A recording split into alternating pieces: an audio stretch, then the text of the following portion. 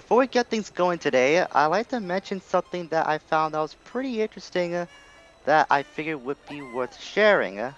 Since we collected everything we can gather in terms of like power-ups and abilities in this game up until now, I'd like to bring attention to a video that I saw during my research called the DK64 Not For Resale Movement Differences video. It contains a lot of interesting stuff that relates to like movement and other miscellaneous stuff that wasn't present in the final game, and I figured it would be worth linking down in the description below, or wherever it ends up, that being the description, for you to watch.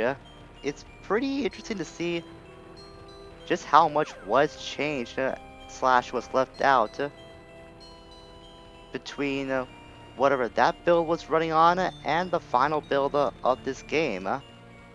It's something that I just figured would be worth bringing attention to. I saw it come across my research, like I said before, specifically I think on unseen64.net and the Cutting Room Floor. So if you ever want to seek out an easy location to find that video, look at those two sites. Those are actually two sites I constantly refer to back for like trivia information and all that such, to see that to see what I can find and what I can show slash share with all of you. With that being said, greetings all, it's Blue Knight and welcome back to DK64. Previously, we took care of one of the rooms heading up Creepy Castle, as well as some of the smaller buildings that we did also find along the way. Today, we're going to be investigating this ballroom to see what lies inside as our ascent up Creepy Castle goes on. I actually like this rendition of Creepy Castle's theme in this place. It just kind of feels like a macabre feeling that wouldn't be present otherwise. I think it only fits like this room specifically for some reason. Maybe it's just due to the fact that this entire place just has like a high class society kind of feel to it. A high class society slash vampiric feel. That's how I can determine the vibe of this entire place. And oh my god, 3 crystal coconuts! No, we're not going up there with that much. We'll need to extend our fuel a little bit more by gathering more coconuts. There's not much over there, but it'll be more than enough for me to use. At least I hope so. So this is the same deal like we did with Crystal Case from that level. Just find these tops of the candle, and then use your rocket barrel to light up the candles. Not colliding into it while you're lighting up at the same time. Don't do that, no. That was pretty weird. I'm just trying to be in a rush because I'm not on that much coconuts as it is. Oh my god, we're only down to 2 now. Where is it? Where is it? Where is it? Is it down below? 1 crystal coconut. Marvelous! We're gonna find more of those things. And where is that? Oh, there it is. So that's where the barrel is. I also saw a balloon string, so I want to take care of that too. I don't care about any more of this health business and such. Well, not health. Any more of that homing ammunition stuff. And I ran out of coconuts. Great! Marvelous! Fantastic! Now where can I find some on a short notice? Because I did miss a banana patch up there too. Maybe it wasn't a good idea for me to spend all of those remaining coconuts I had back at the arena. That was kind of a stupid move in hindsight. I knew that I was going to be a risk, but I didn't think it would actually come back to bite me. I guess I'll go back down and gather some coconuts from the bottom part of the castle, then I'll meet you back here. Alright, I finally got enough coconuts that can sustain me for like a minute at best.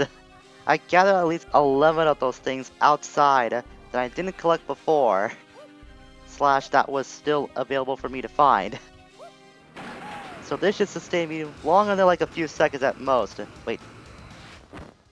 Did all the candles go out because I didn't get the barrel? Well, that's good to know. I never seen that happen before because, I usually don't burn my crystal coconuts as much as I have been in this playthrough. That's never happened before. I have no idea why I've been so reckless when it comes to using these things. It's never been a problem for me. Maybe I just finally realized I've been taking them for granted, and I should really learn to conserve these a little more than I have been in the past. Welcome to bonus stage. Never mind, I kinda take back what I just said. Minecart Mayhem number 3. There are now 3 of those minecart TNT things that we have to avoid, and this can be the toughest of them all. Wait, there's only 2? Where did I get the idea there'd be 3 then? I thought there would be 3. Well, if there's this much around, then it shouldn't be that much of a problem. I'm pretty sure the only thing we have to worry about is the extended time limit, which is now 45 seconds. I thought there would be 3. Maybe I'm thinking of a future set if one exists? Maybe that's what I've been thinking of. Oh, ah! I should have kept going straight. I realized that, but by the time I did, I already had the stick going right. Welcome to bonus stage. I'm pretty sure there has to be one where there's at least 3 of these that you have to go against. If not, then I was probably making that up. Nonetheless, I don't like this minigame at all. It is pretty easy to figure out once you know what you're doing, but still, that doesn't make it any less forgiving, or any more forgiving to go through.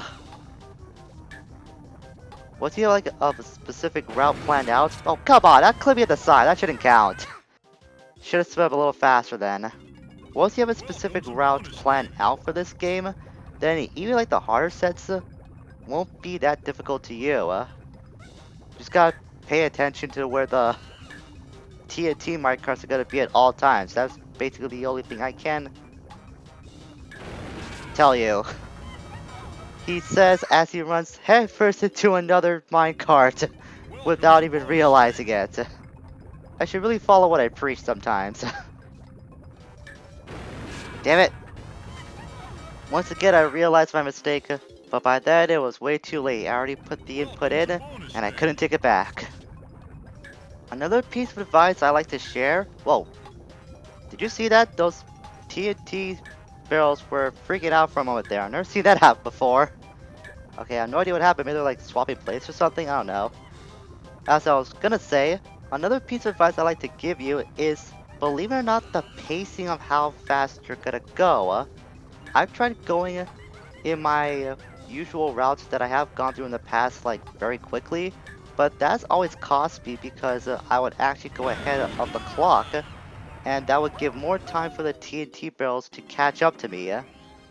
So just because you're going fast doesn't mean you're like totally safe. That can actually come back to bite you if you're being too reckless. Just keep that in mind, pace yourself very carefully, find out a route even if it takes you like a few fails to get to it, and that minigame should not be a problem to you at all, no matter what difficulty that you're actually playing Minecart Mayhem on. Now we can go back into it as Tiny. That ballroom door stays open for an abnormally long amount of time, so you never have to worry about it closing off after you exit the ballroom the first time around. We did see that there is a tiny pad around here once the camera can actually cooperate with me. Camera, thank you. So this is where the warp pad was that will take us back lower to the museum. Sure enough, it takes us to this place. And I hear that glittering sound, I recognize it anywhere. That can only be our next banana fairy, and I really need this, because once again, I'm running low on crystal coconuts and I need some pronto. As soon as this thing can stop being hot to my banana coke and can stay still for like 2 seconds. That was 2 seconds too late, at least on my part. I got a lot of film to spare though, so I'm not worried about that. It's just trying to get a good shot of this thing is going to be the annoying thing. Just like so, even though it wasn't fully centered, I don't care. The happy face popped up, which means that I did get the shot. I wonder if that's the last one we could find in the castle. Let's take a look at our totals. Yeah, only 2. I thought there'd be 3 here for some reason. Maybe I'm just thinking ahead or thinking behind or just thinking of something else. Maybe that's it. What do I want to do next? We can go in there. Yeah, I don't want to go in there yet. We'll take this second warp pad over here, because that will take us to the other side of the entire museum, at least as far as these mirrors are concerned. Let's burn all of these. I have no more use for homing ammo anyways. Not like I ever used them that much to begin with. So we got that banana, but what I really want to bring attention to is this thing. This pedestal is not really used for anything specific. As a matter of fact, this is all there is to it. The whole light source swinging and this pedestal with nothing on it. You figured there'd be something like important with it? No. And it turns out that this specific set piece has tripped up a lot of people. There's actually been a lot of rumors going around about this set piece about what it would actually do. It's just left here for any unknown purpose, at least just for show. Rare themselves actually said it was going to be used for something at one point, but due to what they call developmental fluctuations, it remained as decoration. So if you think this is important, don't be. It's actually not. It's never used for anything ever. It looks important, but it's not really used for anything. Which makes you wonder, what would it be used for? Unless you're an ex-employee of Rare, then you would know. Or at least you wouldn't know, rather. Unless you did used to work for Rare. So we'll go into this barrel. 38 crystal coconuts. How happy I am to see that many in my possession again. I'll never take those for granted ever again. But at least as to this, we're meeting with Minicar again. Hey Tiny, it's me again. I managed to get a hold of another shiny banana. But if you can beat me in another 2-lap race and get 10 coins, it's all yours. Set to speed up, control 6 steer. Alright, here we go. This one isn't easy as it looks. You may have to cut some corners if you want to have any chance of keeping up with car at all. Avoid the barrels, avoid the boxes at all costs, because those can actually, as you saw, blow up and make you lose coins. Keep in mind the R button, I believe, will make you do a quick turn, which you may think might be helpful. It's kinda not, because it's so sensitive and it happens so suddenly that you wouldn't be prepared for it, even if you do match the input.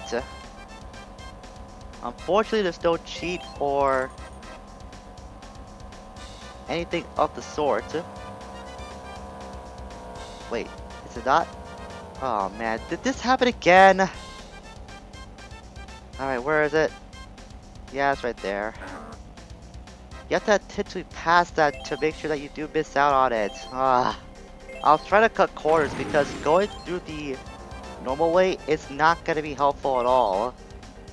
But what I forgot about is that you have to be close enough that if you want to sacrifice getting through a checkpoint, I guess is what these things are, then you might have to do that. Getting the coins will be easy, it's just trying to catch up with minicar. That's going to be the tough part. Since you have no way to boost or no way to cheat to stall him down, the only way to get in the lead is to bypass some of those checkpoints intentionally. Hey, come on, Tiny, that's too easy. You'll not be winning anything today if that's the best you can do. So in a way, you are kind of cheating, but it's not really going to be that helpful. So you may have to cut some corners, like I said before, after you collect some coins to get ahead of minicar at all during the race. It's really weird that they have like a stripped down version of a race we had before. Then again, that was on like a slot car track, so I guess they wanted to cut his training wheels off, so to speak, or his training track off. One thing I did notice, at least it might be just me, but I think the coins make you go a little faster, kind of like how it's used in Mario Kart. Okay, so at this point I'm just gonna bypass some of these checkpoints just so I can get ahead of minicar and all. Go through that. Just bypass that. Oh, it's not gonna work. Come on, that should have been close enough. Man, I'm just gonna fail. I don't care. It's really hard to try and get ahead of minicar since there's, like I said, no way to cheat or boost up at all. I guess the only way you can speed up, I guess, is if you collect enough coins. That might be the only way. Like I said, it might be a perspective thing that I'm getting at. But just be sure to collect some coins just in case. At least more than you should get. Good thing about this is, you can restart from the menu. So if you ever fail, that's an easy way to restart this thing all over again. That's good. Got the lead. Can't avoid any more checkpoints now. I did have to cut some corners, like I said. You have to sacrifice checkpoints if you want to have any opportunity to get past minicar. Come on, minicar. Don't play me like that. That's never happened before. Once I'm able to pass him, I failed the race. No. Once I'm able to pass him, I can usually stay ahead. Not gonna happen this time, though. This is an awful race since there's really no advantage you have whatsoever. You just gotta have your own skill to rely on to have any chance of getting by minicar. But what skill is there if he just goes faster than you off the get-go? That's not really fair at all. Yep, getting past him there. Maybe it's best if I try to pass him during the second lap. Maybe that would be a good strategy. Ah, he bumped into me. At least it's not like any wake detection or any collision detection at all. But I did go in the box itself, so it's not gonna matter anymore. I might just keep crashing. Maybe you really have to start cutting corners during the second lap, because if you do it too soon, then minicar's gonna catch up to you no problem. So it's best to keep somewhat close to him, but then when the second lap comes around, that's where you can really break for it and start cheating around in some way. So like right now, doing a good job staying close to him. I actually got through him just racing fairly so far. Alright, lap 2. This time I'll start cutting corners just to be safe. Good, it did register I did miss that checkpoint. Let's start intentionally missing out on these. I don't care about the coins. I already got enough of those as it is. Just don't crash anymore. Actually, I may have cost myself this race by cutting corners a little too much. There's no way I'm going to catch up to him now. Unless...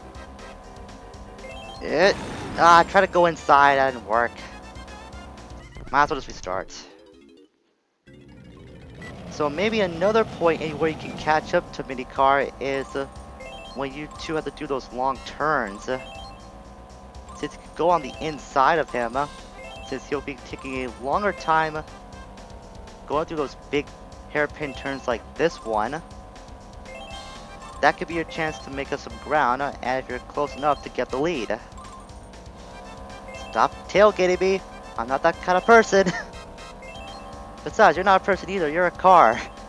So I'm not sure how that will work out. That's all I'm saying. At least I got ahead of him. I did have to cut some corners again. Just gotta stay close to the hairpin turns. There we go. I think I got a fair bit amount of distance away from him. Just enough to get by and win the race. Good. Ooh, that was a lot more troublesome than it was. It usually is for me, that is. It's not fair. You can't beat me and got enough coins. I suppose you'll be winning my only position. How can a car sniff? I mean, you have eyes and a mouth and all, but I'm pretty sure you don't have a nose. So how can you even sniff? I guess I shouldn't question any further. After all, I did beat him, so he's only got nothing else to do this time, I guess, anymore. I did not think I'd spend a lot of time in the ballroom as I have. We'll spend a little bit more time getting up the castle, since we haven't made that much progress going upwards. In fact, since we were just past the 4 pad last episode, that should mean we're almost at the top. So we'll keep going ahead and continue to follow the pink banana trail. There is that, the library over there. And I'm pretty sure I know which Kong we haven't used yet to get in there. Get over here. Get over here. Thank you. I don't want to leave any banana behind. I haven't done that yet. There's a DK switch over there. I'm not going to go back yet. We'll just keep pressing forward since the 5 pad might be nearby. So we could backtrack that way if we did end up missing out on anything else in those rooms that we did pass by. And sure enough, we're at the top. I got the rest of Tiny's bananas too. And here's where Lanky's switch and room is gonna be. I'm gonna make sure I max out crystal coconuts. And on top of this entire place is where Snide is residing. I guess this is his castle, if that's true. It never really says whose castle this belongs to. I guess we assume it's supposed to be K. Rool's. But Snide is stationed at the top, so maybe it's really his. Maybe Snide's had its own big fortress the whole time and just didn't want to let any of the Kongs know. So there's the tech bell over there. And I think that might be all we'll do for today. Yeah, we'll stop here for today. That race kind of took a lot longer than I thought it would. And I fear if we go into what DK's room is going to be, it might take a little longer. So we'll save that for the next episode. But that being said, next time, we're going to head into the last 2 rooms of Creepy Castle. And we might be done with this place after that. At least after we get to trade in the blueprints to Snide. Until we meet again, farewell for now.